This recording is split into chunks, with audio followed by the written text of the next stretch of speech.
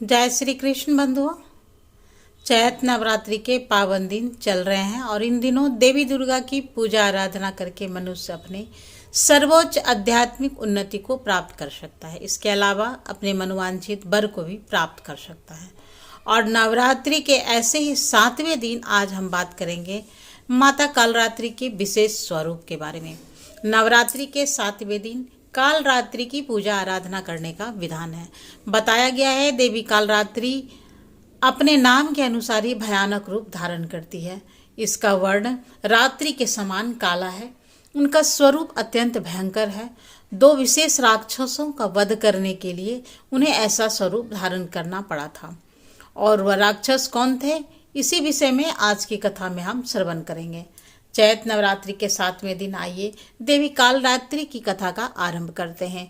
और अगर आज की कथा अच्छी लगे तो इस वीडियो को लाइक जरूर कीजिएगा और शेयर करना तो बिल्कुल भी नहीं भूलिएगा। तो चलिए आज की कथा आरंभ करते हैं। यह बरसों पुरानी कथा है। शुंभ तथा निशुंभ नामक 2 दैत्य भाई ब्रह्मा जी को प्रसन्न करने के लिए घोर तपस्या में लीन हो चुके थे और 10,000 वर्षों के बाद जब ब्रह्मा जी प्रसन्न हुए और इन दोनों भाइयों को वरदान मांगने के लिए कहा तो उन्होंने भी महिषासुर जैसा ही कुछ वरदान मांगा।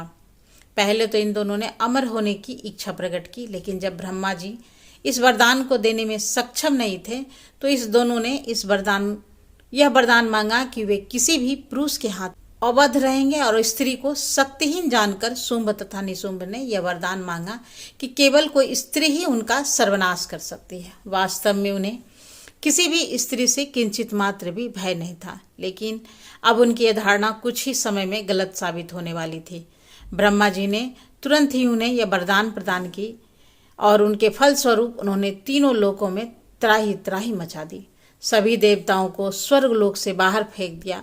दोनों भाइयों के आतंक से परेशान होकर सभी देवता देवी पार्वती माता की शरण में गए। उन्हें सारी व्यथा सुनाई और देवताओं ने माता पार्वती से प्रार्थना की कि वे उनके समस्या का कोई समाधान करे। तब देवी पार्वती ने ब्रह्मांड की सुरक्षा के लिए जो भयंकर रूप धारण किया, उसी रूप का नाम है देवी कालरात्रि। देवी काली के 3 नेत्र थे जिसे क्रोध रूपी अग्नि निकाल रही थी। और जब शुंभ और निशुंभ को देवी कालरात्रि के प्रकट होने का समाचार मिला तो उन्होंने सबसे पहले अपने 2 सेवकों चंड और मुंड को देवी के युद्ध करने के लिए भेजा। इन दोनों असुरों की देवी कालरात्रि के साथ बड़ा ही भयंकर युद्ध हुआ और अंत में वे दोनों ही देवी के हाथों मारे गए। तभी से देवी का एक अन्य नाम चामुंडा भी प्रसिद्ध हो। शुंभ तथा निशुंभ का एक अन्य सेवक था जिसका नाम था रक्तबीज। यह कोई साधारण असुर नहीं था।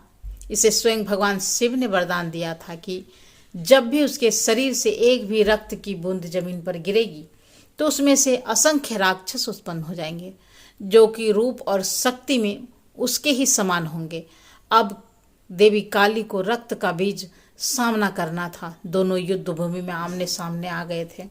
जैसे ही देवी कालरात्रि ने रक्त बीज पर प्रहार किया तो उसके शरीर से रक्त की धारा बह निकली। जैसे ही वह रक्त की धारा भूमि पर गिरी तो उसमें से न जाने कितने और ही रक्त बीज उत्पन्न हो गए। इस असंख्य दैत्यों के युद्ध करने के लिए देवी ने अपना स्वरूप का ही विस्तार किया। लेकिन जैसे ही कोई भी राक्षस युद्ध भूमि पर ढेर होता तो उसके शरीर में से असंख्य और राक्षस उत्पन्न हो जाते। अब देवताओं को लगने लगा कि रक्त बीज को समाप्त करना असंभव है। लेकिन तभी देवी काली ने एक बड़ी ही विचित्र लीला की। उन्होंने अपने जीवों की करोड़ों योजन के क्षेत्रफल में विस्तारित कर दिया और अब जैसे ही वह एक रक्त बीज का वध करती तो उसका सारा रक्त भूमि पर गिरने से पहले ही उसे पी जाती और इस प्रकार यह युद्ध भूमि में उत्पन्न हुई सभी राक्षसों का वध करती गई और उसके रक्त को भूमि पर गिरने से पहले ही उसका पान करती थी। अब केवल वास्तविक रक्त बीज ही युद्ध भूमि में अकेला रह गया था। देवी काली ने उसका भी सिर धड़ से अलग कर दिया और उसके संपूर्ण रक्त को पी लिया और इस प्रकार रक्त बीज मारा गया। अब इसके पश्चात शुंभ तथा निशुंभ की देवी काली से युद्ध करने के लिए आना ही पड़ा। कई दिनों के भयंकर युद्ध के पश्चात देवी काली रात्रि ने इन दोनों का वध करके भौतिक जगत को राक्षसों के ताप से मुक्त कर दिया और देवताओं को पुनः स्वर्गलोक प्रदान किया। देवी काली का रूप बड़ा ही विकराल है। उनकी 4 भुजाएं, 3 नेत्र और उनके होठ लंबे हैं और कान कनिका के पुष्पों के समान है। उनके केस राशि फैली हुई है। उनका शरीर तेल से युक्त है और वे कांटों के समान आभूषण पहनती है। वे अपने बाएं पैर में चमकती हुई लौह लता धारण करती है और उनकी सवारी गंधर्व यानी गधा है। उनके एक हाथ में तलवार और दूसरे में वज्र है। उनका तीसरा हाथ अभय मुद्रा में है और चौथा हाथ वर मुद्रा में। चैत नवरात्रि के 7वें दिन देवी काल रात्रि की पूजा अर्चना करने के लिए एक वेदी पर माता का विग्रह अथवा चित्र स्थापित कर सकते हैं। उन्हें कुमकुम तथा रौली लगा सकते हैं। माता की पूजा में केवल लाल रंग के पुष्प का ही प्रयोग किया जाता है। ऐसा कहा जाता है कि माता को नींबू की माला और गुड़हल के फूलों की माला भी पहना सकते हैं। उनके समक्ष तेल का दीपक भी प्रज्वलित कर सकते हैं और ऐसा माना गया है कि माता को गुड़ अथवा गुड़ से बने हुए व्यंजनों का भोग लगाना चाहिए। चैत नवरात्रा के 7वें दिन आप माँ कालरात्रि की पूजा उपासना भी कर सकते हैं। वैसे तो हमारे देश में देवी काली को समर्पित अनेक मंदिर है, परंतु देवी कालरात्रि का एक प्राचीन मंदिर बनारस की कलिका गली में स्थित है और नवरात्रि के 7वें दिन यहाँ भारी भीड़ एकत्रित होकर माता की भव्य पूजा अर्चना करते हैं।